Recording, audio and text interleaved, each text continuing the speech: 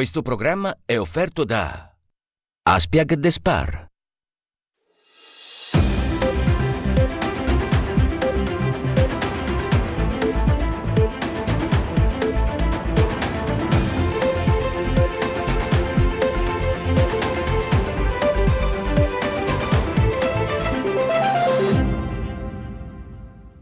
Buonasera, ben trovati a Primus Inter Pares, appuntamento del mercoledì, gruppo TV7, come di consueto vi ricordo siamo in diretta anche sulla pagina Facebook, puntata particolare questa sera anche ovviamente per quello che è successo ieri sera, stanotte nella nostra regione, dei fatti che li conoscete sicuramente, Venezia distrutta, con il litorale adriatico davvero, quello per quanto riguarda il Veneto, con davvero danni molto importanti, l'avete visto già nel nostro telegiornale. Parleremo anche di questo questa sera, ma questa sera la puntata è impegnata con l'ho presentato già, il presidente della provincia di Padova Fabio Bui e anche sindaco di Lorenzo. Buonasera, grazie. E ovviamente, come avete visto dal titolo, è la provincia di Padova a 360 gradi, quindi andremo a conoscere la provincia con le richieste di vari sindaci che sono venuti a trovarci questa sera al presidente della provincia. Lo ripresento già, inizio da Federico Barbierato, sindaco di Abano. Buonasera sindaco, grazie. Saluto il sindaco di Vigonza Innocente Maragon, grazie. Il sindaco di Cadone è Marco Schiesaro, buonasera. Il sindaco di Montagnana Loredana Borghesan, buonasera. Alla mia sinistra, alla vostra destra, il sindaco di Curtarolo Martina Rocchio, buonasera. Il sindaco di Villa del Conte Antonella Argenti, buonasera. Di Sant'Elena Emanuele Barbetta, buonasera. E di Arqua Petrarca Luca Callegardo. Davvero grazie a tutti di essere intervenuti, speriamo di soddisfare alle richieste dei vostri cittadini e sia voi che il presidente della provincia cerchiamo di dare delle risposte che siano interessanti per i nostri ascolti. Prima però di iniziare, come dicevo prima, stanotte è successo qualcosa di grave per quanto riguarda la nostra regione, è stata inondata al di sopra dei propri limiti con il secondo record mondiale, da quando, dico mondiale esagerato, però da quando viene l'alta marea per quanto riguarda Venezia. Andiamo nel servizio e poi ne parleremo in studio, vediamo. Questa mattina Venezia si è svegliata così, con l'acqua alta anche oggi alle 10:30, anche qui in piazza San Marco sommersa dalle acque, il picco 160 centimetri. Eppure è niente rispetto a quanto è avvenuto ieri sera, la seconda acqua alta più alta di sempre, un vero e proprio inferno di acqua e vento che si è abbattuto sulla città lagunare. Sono circa le 22 di martedì sera quando la prevista marea, 148 cm, invade già l'82% di Venezia. Nulla però lascia presagire quanto sarebbe accaduto di lì a poco. Una mareggiata violentissima, raffiche di vento a 100 km/h, calli che diventano veri e propri fiumi, una bufera che fa volare barche e vaporetti, porta le gondole a ridosso dei palazzi, costringe ACTV a sospendere il servizio e comune e prefettura a ordinare per l'indomani la chiusura delle scuole in tutta Venezia. L'alta marea alle 23 raggiunge i 187 cm. Nell'ultimo secolo la seconda acqua granda più alta di sempre, dopo la devastante alluvione del 1966 che si fermò a 194 cm. Il giorno dopo la devastazione torna l'acqua alta e per i turisti torna ad essere curiosa compagna di viaggio. Per i veneziani invece arriva il momento della conta dei danni. Tra San Basilio, Zattere e San Zaccaria è un vero e proprio bollettino di guerra, un vaporetto finito sulla Darsena, altri due incagliati tra di loro che impegnano per ore tecnici e gru. A poca distanza, in Calle delle Razze, è arrivato direttamente un motoscafo ad una cinquantina di metri dal Canal Grande. Alberi sradicati, parapetti di marmo gettati a terra come fossero birilli, imbarcaderi strappati dalle rive, passerelle buttate all'aria e poi la devastazione sui palazzi. Porte e vetrine sventrate, intonaci strappati dai muri come fogli di carta, insieme a scaffali, tavoli, sedie e qualunque altra cosa che la furia del mare abbia deciso indistintamente di portare con sé. Per tutta la notte diversi incendi sono stati causati dalle centraline elettriche invase dall'acqua. Tanti i danni al patrimonio artistico. In Basilica di San Marco la cripta è finita completamente allagata, mentre dentro la basilica sulla pavimentazione c'era nel momento del picco quasi 1,10 m d'acqua.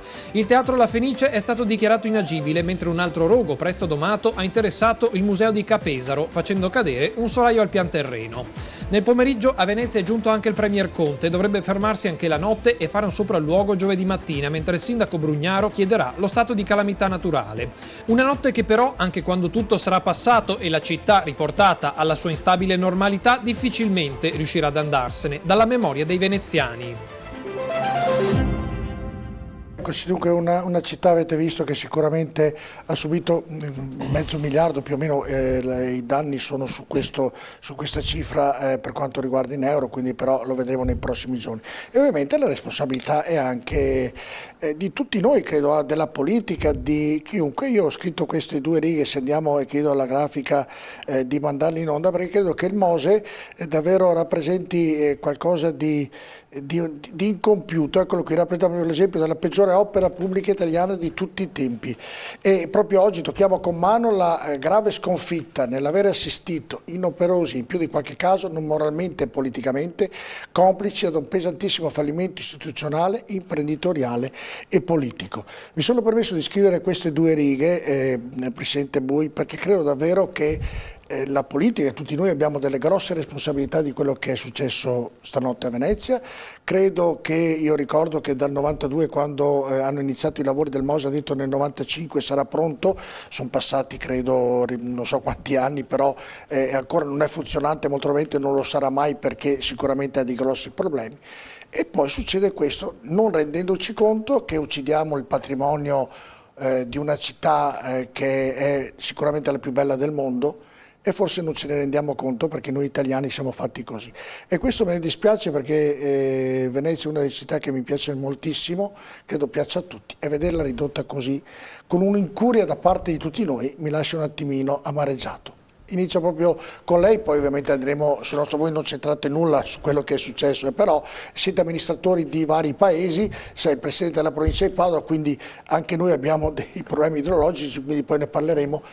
Presidente Bui. C'entrano tutte le istituzioni laddove c'è un fatto così grave da qualunque parte della regione, tutte le istituzioni sono sempre coinvolte. Oggi prima di tutto mi sento di esprimere solidarietà alle tante famiglie veneziane, amici, e alle attività produttive, alle istituzioni cittadine che oggi stanno lavorando per il ripristino di quella città. Prima di tutto occorre far questo, poi andiamo anche sui temi del Mose, perché c'è ancora una città in ginocchio che sta lavorando per riprendere in maniera veloce una vita normale. I veneziani hanno sempre convissuto con l'acqua alta, prima sentivamo dire compagna di viaggi. Io che ho studiato, ho vissuto a Venezia per tanti anni, l'acqua alta non in queste proporzioni, ma è una compagna di viaggio per i veneziani. Oggi non possiamo però lasciare sola Venezia, non possiamo lasciare sole quelle attività imprenditoriali ed economiche che hanno perso tutto su un attimo per un'acqua alta di proporzioni eccezionali, seconda solo pari all'alluvione del 66.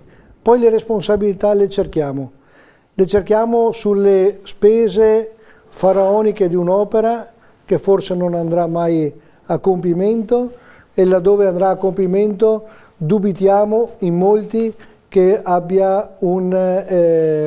trovi una soluzione a questo problema dell'acqua alta. Sicuramente non troverebbe soluzione all'acqua alta di ieri, perché lì il Mose interveniva quando solo... era stato costruito però doveva trovare soluzione sì, per questo però episodio, per acque alte sul 1,20 m e non a quelle proporzioni, quindi probabilmente Venezia sarebbe andato sotto. Il vero problema è che comunque avrebbe mitigato l'impatto per la città. Il vero problema è che abbiamo speso 20 miliardi di soldi pubblici, e il risultato è questo. È il tema delle opere pubbliche in Italia che si iniziano, laddove si iniziano, perché ne abbiamo alcune da iniziare e nessuno ci dà risposta, ma ne parleremo, e si iniziano, non si sa la fine, e soprattutto non si sa l'utilità, se poi l'esito abbia impatto sulla risoluzione del problema. Io ogni volta che ho dei politici qui, tutti danno le responsabilità agli altri. Non lei, dico in generale, capito, parlo a livello anche ovviamente di parlamentari, di politici a livello di Roma che dirigono la baracca, se è giusto definire la baracca o è improprio definire la baracca, però nel senso buono ovviamente. Però dicono tutti, hanno tutti una scusante, però il dato di fatto è questo, e il cittadino italiano dovrebbe arrabbiarsi. Vede direttore, io l'ho già detto qualche volta, e qui a sindaci, se fossimo un po' più sindaci, più pragmatici nelle cose, probabilmente i temi li risolveremo. è laddove la politica fa la politica, certo, e basta. è tutto vero. Allora inizio Federico Barbetta, facciamo ovviamente una chiacchierata per i fatti accaduti a Venezia, poi torneremo nel territorio. La domanda che mi faccio e vi faccio, al di là che poi ognuno di voi può esprimere la propria opinione, però dico, ovviamente qui ci dice, ho sentito oggi il Presidente della Regione ha detto ci sarà $500 miliardi di danni minimo, insomma, di euro, che sono praticamente 1.000 miliardi alle vecchie lire, tanto per farlo capire ai telespettatori. Questi soldi, Barbierato, verranno trovati, sicuramente verranno trovati, perché sicuramente piangeranno tutti, però quei soldi verranno trovati. È come l'idrovia di Padova-Venezia che dicono non è incompiuta, però se fosse finita, ovviamente per defluire le alluvioni del nostro territorio, sarebbe costato un tot di cifra e avrebbe fatto risparmiare alle persone del territorio, alla gente del territorio, molti soldi per i danni subiti nelle alluvioni degli anni precedenti. La domanda è perché non si tirano fuori i soldi prima qui in Italia e si fanno i lavori come dovrebbero essere fatti una volta per tutti? Perché? Guarda Giorgio, intanto io credo che oggi guardando le immagini e ascoltando un pochino anche il sindaco Brugnaro mi sono venuti i brividi, perché vedere tutta quella gente con attività economiche, cittadini, sicuramente per un sindaco ci si medesima anche nella posizione di questi giorni, di Brugnaro, di Zaia, ho visto anche Dattilo, ho visto il Patriarca. Sicuramente credo che lo spazio per le polemiche adesso debba lasciare un po' il posto anche alla soluzione di problemi contingenti che vedono molte famiglie e imprese purtroppo con l'acqua alla gola in tutti i sensi. Ma io credo che qua nel nostro paese, l'Italia, abbia un grande problema di lungimiranza. È un paese che si accartoccia spesso su polemiche sterili, non sa guardare oltre alle cose brevi, alle battute effimere. I soldi spesso vengono trovati, è che vengono impiegati male. Vengono impiegati male, non ci sono controlli, o i controlli sono quelli che poi abbiamo visto anche con le nostre banche venete, quindi non è un problema di risorse, è un problema di saperle utilizzare con lungimiranza e con l'efficienza che noi veneti diciamo che ci appartiene.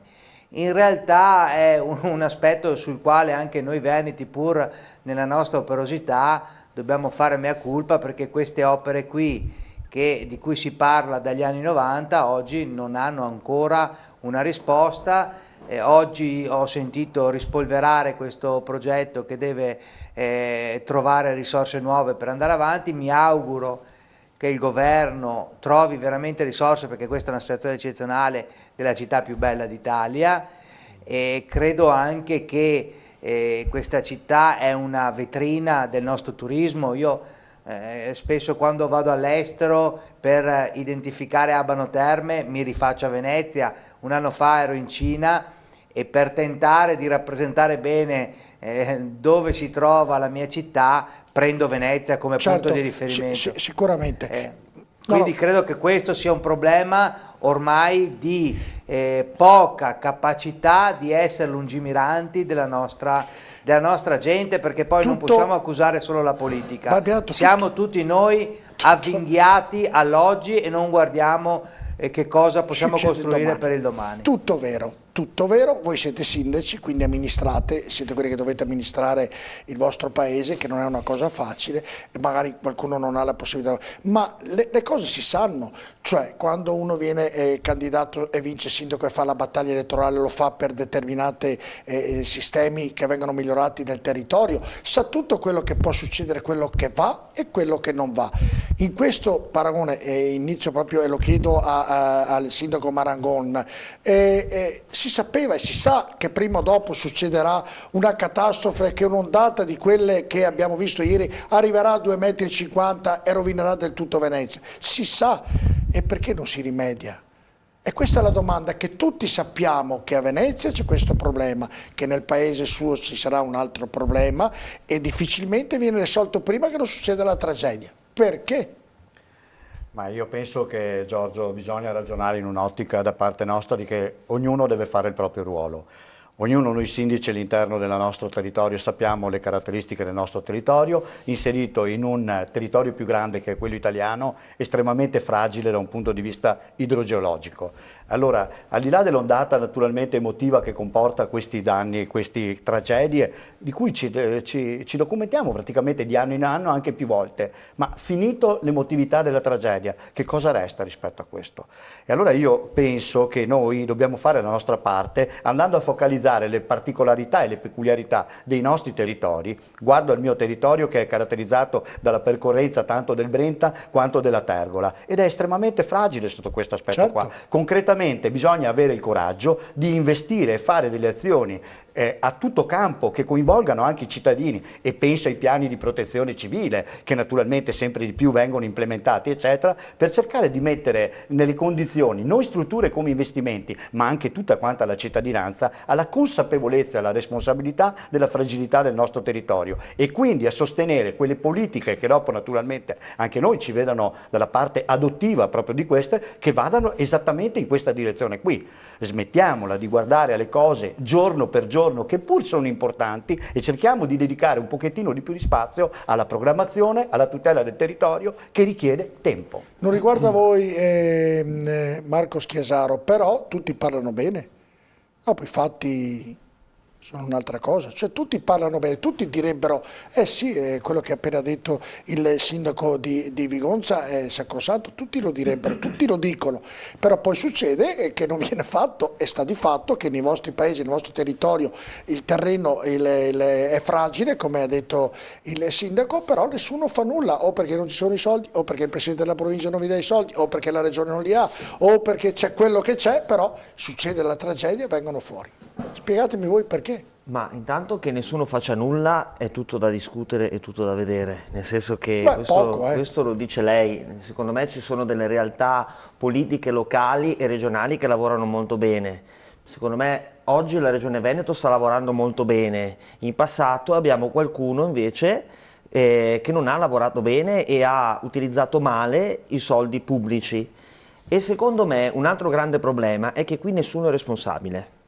Cioè nel mio comune, nei nostri comuni, se qualcosa non funziona... Parliamo ovviamente del fatto di Venezia, della regione, poi parliamo dei comuni. Parliamo della regione, parliamo dei comuni, delle province... Se guardiamo nella regione, scusa, dato che non è stato fatto nulla, se guardiamo le opere, le grandi strade, la pedemontana e tant'altro, l'idrovia, sono tutte incompiute anche qui nel nostro territorio. Se la stessa cosa fosse accaduta nel meridione, saremmo qui, sai, la Reggio Calabria, Napoli, Reggio Calabria, sono successe qui, non per problema ovviamente di SAE, ma per problema delle amministrazioni precedenti, però abbiamo la pedemontana che credo sia 25 anni che deve essere compiuta, l'ospedale di Padova che sono 22 anni che dovrebbe essere fatto, tante altre che non ricordo, aiutatemi, non sto colpevolizzando, però lei non ha è che siano ragione, ma fatte io quello che voglio dire è che per fare un ospedale quanti corpi intermedi e quanti politici noi dobbiamo interessare per fare un ospedale?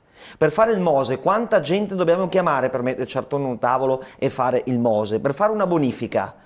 Quando l'Italia è uno Stato democratico, e con tutto il rispetto della democrazia, per fare un'opera ci vogliono anni, perché tutti mettono il becco, tutti sono responsabili, ma quando succede qualcosa nessuno sa niente, tutti si defilano. Allora io invece credo che se noi siamo delle persone intellettualmente oneste e anche dei politici onesti, credo che bisogna applicare, perché secondo me il vero politico oggi è il sindaco che quando fa un'opera nel proprio comune ne risponde nel bene e nel male. Quando qualcuno si inventa di fare la pedemontana o il Mose e la cosa non funziona, non è mai responsabilità di nessuno. Quindi secondo me bisogna applicare, le sono ragione in parte, nel senso che qui ci sono degli amministratori, ognuno risponde per sé, ma che stanno facendo il massimo nei propri comuni. E Brugnaro, secondo me, da sindaco, dovrebbe essere lui il vero responsabile delle opere idrauliche a Venezia.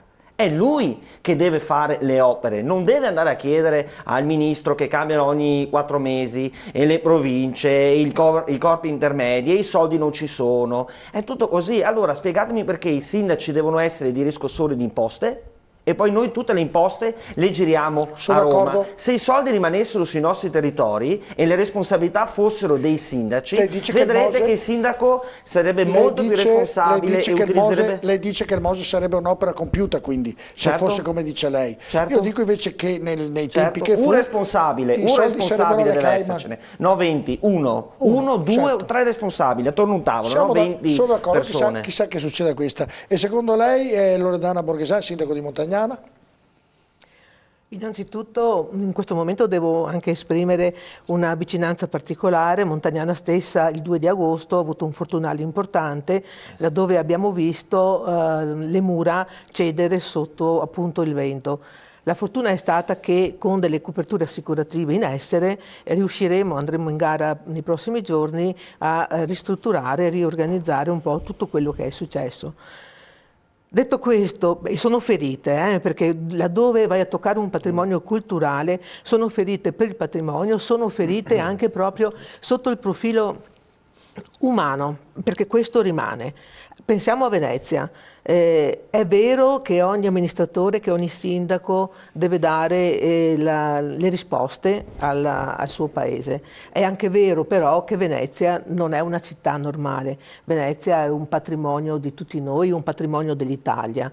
Laddove comunque si è iniziata un'opera, dico io, no? Laddove si è individuato che per probabilmente la lunghezza dell'opera in cui è in corso, pertanto sono trascorsi degli anni, l'evoluzione anche climatica, laddove non sarà più l'altezza dell'acqua di 1,20 m, ma diventerà di 2 metri, 2,5 metri. Là molto probabilmente bisogna mettere mano fin da subito, a prescindere, considerato i milioni di euro che servirebbero comunque per le manutenzioni. Probabilmente dovremo essere nella condizione ci vorrà un commissario, a mio avviso, non è sufficiente nemmeno un sindaco, nemmeno un presidente di regione, un commissario dedicato per individuare le somme, ma per trovare una soluzione che vada oltre, ma in prospettiva e guardando avanti, non in quello che oggi è il problema. Mi sembra l'hanno messo o no per il Mose? Vuol dire fare niente. Sì, no, ho capito, però no, io dico delle volte, adesso chiacchieriamo tra di noi, però vuol dire che... Vabbè. Invece lei, Martino Rocchio, cosa pensa? Beh, allora penso che siamo sempre stati abituati a vedere chiaramente Venezia con l'acqua alta, però chiaramente quello che è successo insomma in questi giorni, oggi, questa notte, sicuramente ci ha insomma fatto star male, perché vedere una Venezia messa in ginocchio in questo modo sicuramente insomma lascia l'amaro in bocca. Anch'io ho un territorio che è bagnato proprio dal fiume Brenta, quindi quando ci sono queste piogge abbondanti chiaramente siamo tutti in allerta e di conseguenza posso capire anche la criticità di questi avvenimenti. Concordo sul fatto che il sindaco chiaramente poi è il primo insomma, responsabile, no, quando ci sono avvenimenti di questo tipo, però parliamo appunto di un territorio che è chiaramente molto vasto, perché Venezia, come si diceva, è patrimonio chiaramente un po' di tutta Italia, però è un territorio che è difficile secondo me da arginare in capo solamente al sindaco, quindi sicuramente ci sarà, come dire, bisogno di creare anche una rete e soprattutto una collaborazione anche chiaramente con altre autorità.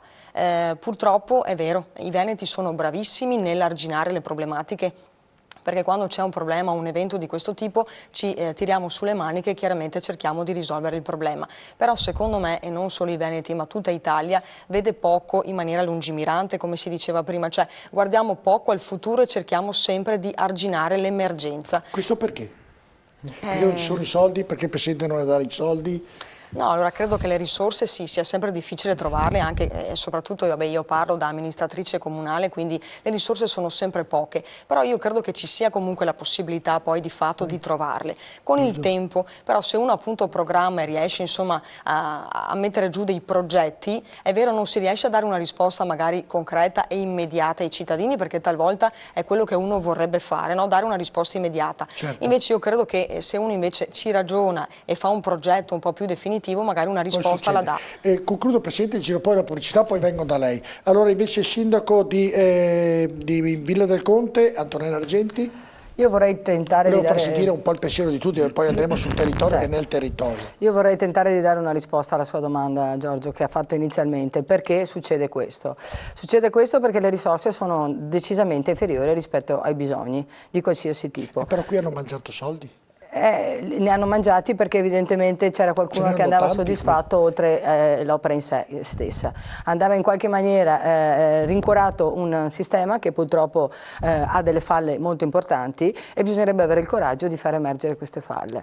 Ci troviamo di fronte a queste situazioni perché di fatto non sono state seguite solamente le opere, ma è stato alimentato un sistema che richiede numerose azioni oltre all'opera in se stessa. Volevo comunque tornare un pochino a quello che ha detto anche il collega. Due sono i problemi essenzialmente: i numeri delle persone coinvolte in qualsiasi tipo di opera, e per numeri intendo gli enti che vengono coinvolti. È vero che la specializzazione in Italia è importantissima e ognuno ha le proprie competenze e responsabilità, ma non si possono coinvolgere... Quando dice enti dice anche la burocrazia, in parole povere, giusto? In tutti i sensi. Io mi trovo quasi tutti i giorni in tavoli tecnici e mi scontro contro la presenza... anche dei vostri territori. Esatto, contro la presenza di numerosi tecnici, ognuno per le proprie competenze e responsabilità, ma che alla fine la soluzione diventa sempre più lontana e difficile da raggiungere. Perché? Perché le risorse sono decisamente troppo poche e soprattutto, torno al discorso, le risorse vengono investite in maniera che non osserva bene la realtà. Sì, è tutto vero, però voglio interpretare perché così concludo con Emanuele Barbera, sindaco di Sant'Elena. È tutto vero che le risorse sono poche, però è vero. Però la domanda iniziale era quando l'ho fatta a Barberato, però poi se succede il dramma, la disgrazia, i soldi arrivano. Domanda, non possiamo farli arrivare prima, visto che voi siete politici, in modo da evitare che accadano? Punto di domanda. Si tolgono da un'altra parte, si mettono sulle però urgenze. no, ma qui nei fatti straordinari, le dico, se Padova o Vicenza arriva piena il fiume, il Brenta e quello che passa e fa danni catastrofici, prima o dopo i danni vengono risolti, vengono sistemati. Io ricordo Casa Serù e tutti i vari sindaci quando c'è stata l'alluvione sono stati rimborsati dopo un po' anche di più di quello che avevano. La domanda è: abbiamo speso una caterva di soldi per sistemare questi danni che ha fatto l'alluvione. Perché non li spendiamo prima per evitare che accada l'alluvione? Questa è la domanda, perché alla fine abbiamo spesi i soldi. È una banalità quella che le chiedo, però mi sembra una cosa... Sì, ma la storia ci insegna che comunque succedono degli eventi che sono, per quanto ci si impegna, gli eventi succedono, però soprattutto quelli atmosferici. Ma quelle prevedibili però, quelle prevedibili, insomma, allora se viene... abbiamo costruito adesso le case antiterremoto perché sappiamo che può succedere il terremoto, quelli prevedibili si conoscono. Prego. Sì, direttore, io penso che non è facile in questo momento trovare sempre le risposte giuste al momento giusto. È vero che i soldi ci arrivano, forse arrivano dopo magari di questi grandi eventi. È vero anche però che non sempre arrivano. Perché noi in tutte le emergenze abbiamo avuto la possibilità che i cittadini siano in un qualche modo risarciti.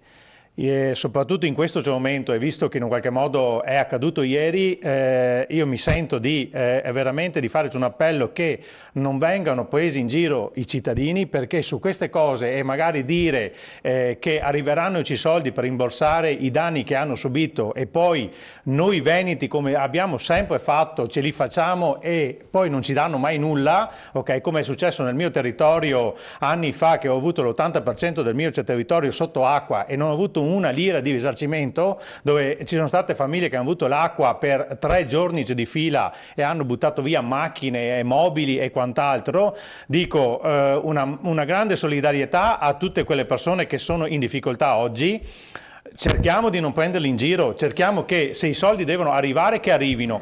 Poi sul fatto che in un qualche modo i soldi dovevano essere prima piuttosto che il dopo, okay, anche su questo dobbiamo prendere una grande parentesi, nel senso che in Italia parliamo tanto, ma quando è ora di fare le cose o di ricevere dei contributi per farle, non le abbiamo. Le abbiamo. Io ho fatto delle semplici richieste e di contributi come tutti quanti i sindaci, ci sono passati davanti che erano in dissesto finanziario. Poi vengo sul suo, io volevo parlare di Venezia. No, volevo fare un giro, concludere Venezia, perché poi se no Barberato deve andare via prima, se no siamo qui fino a mezzanotte, fino all'1, non ho nessun problema. Luca Callegaro, invece parliamo di Venezia, poi andremo a parlare ovviamente per quanto riguarda il vostro territorio. Confermo quello che ha detto appena adesso il sindaco di Sant'Elena. Anche Arquà qualche anno fa ha subito una tromba d'aria con case scoperchiate, 1 milione di euro di danni nel mio piccolo comune. la Regione aveva riconosciuto anche lo stato di calamità, poi da Roma non è arrivato niente. E voglio tentare di rispondere alla sua domanda del perché non si spende prima per non poi erigersi. Nelle cose che si conoscono.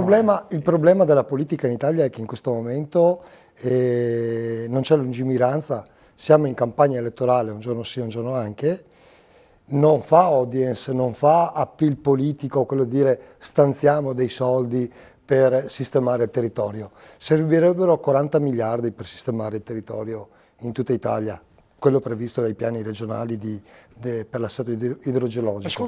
Mi sembra che dal 60 ne abbiamo spesi qualcosa in risarcimento come 240 miliardi. Ma non dipende dalle persone quello che sta dicendo lei? Invece no, dipende dalla politica che non dà risposte concrete. Ma perché? Ma perché no? Dire investo 1,5 miliardi all'anno nella finanziaria, nella legge di bilancio per iniziare in 20 anni a sistemare il territorio, questo non fa appeal, perché è troppo lungo termine. Certo. Non fa lungimiranza. Però io guardo nella politica, non voi, perché io credo che i sindaci sono... Ma noi non facciamo politica, noi siamo amministratori. Esatto, però siete politici anche, credo che fate politica, come no, come vi alzate, fate politica anche voi, lo facciamo tutti politica. Però il respiro è già politica. Però volevo dirvi, i sindaci, gli amministratori sono delle brave persone, io non so dall'alto, da Roma, come dicono, se cambiano, però faccio un esempio con la Spagna, che era un paese che era ridotto sull'astico, in 4 anni va 4 volte alle votazioni, è un paese che sta migliorando col PIL, cioè voglio dire, neanche le votazioni peggiorano, qui da noi peggiora tutto. Vabbè, vado in pubblicità, poi vengo da lei, tra poco.